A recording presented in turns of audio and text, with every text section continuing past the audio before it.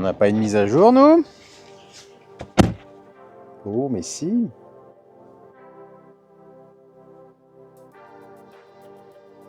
Toute l'interface. La 2024 14.3, c'est parti.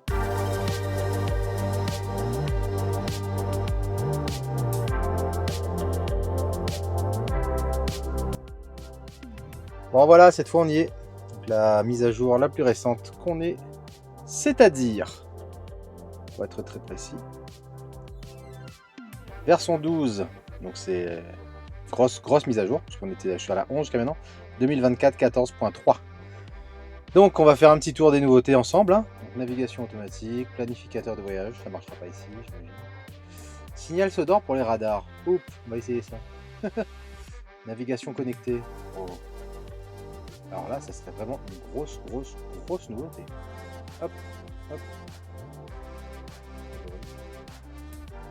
Non, évidemment, on est à la Réunion, donc on peut toujours. Ok, donc, alors une des grosses nouveautés dans cette mise à jour, c'est la possibilité d'avoir à l'arrêt la voiture en grand. On ouvre, on met en pause et on peut fermer. Excellent. Très bien. Ensuite, voilà, ouverture du frein, tout ça. Il y a une mise à jour du média également. Donc le média quand il est en version raccourcie, on va dire. Ici, on a la cartographie. Donc on peut avoir en plein écran tout le temps, il me semble. Hein. Là, si je passe en D, voilà. On peut avoir ça en plein écran. Voilà. On va voir ici. La vitesse est affichée en bien plus grand ici.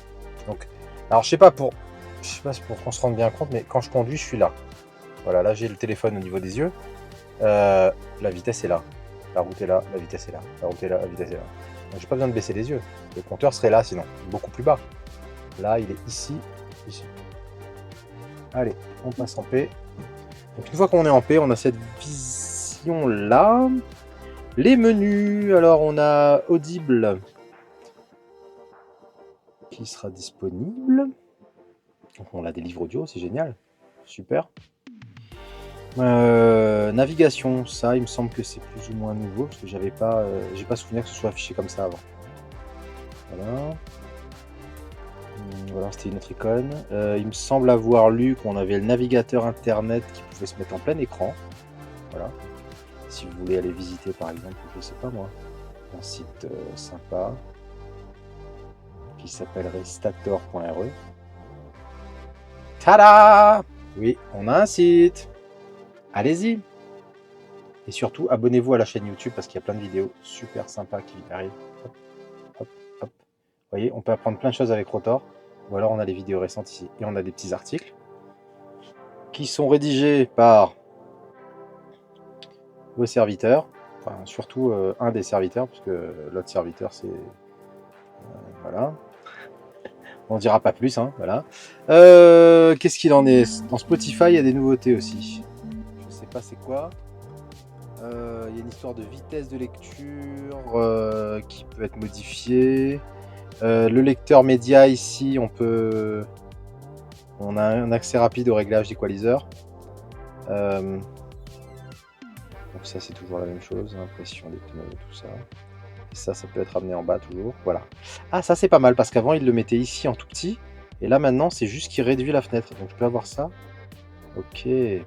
Ça c'est vraiment cool par contre. En fait avant quand je réduisais, voilà, il le ramène là-haut systématiquement. Donc il le faisait déjà avant. On avait une icône en plus ici. Là ils ont trouvé moyen de garder la place. Ici disponible. Hop. Là. C'est pas mal, c'est pas mal.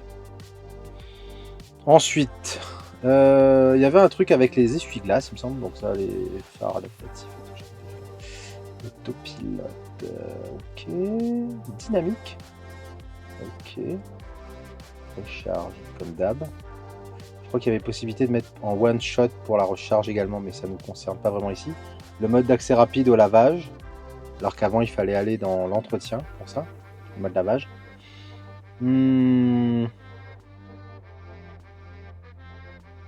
Ça peut être vraiment intéressant. Faudra que vraiment je regarde si ça marche. Mais le signal sonore pour les radars, vu que normalement les radars sont dispo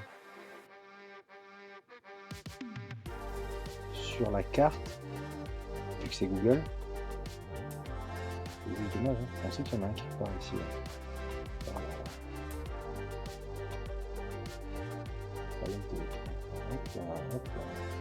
Quelque part ici, il y a un radar là.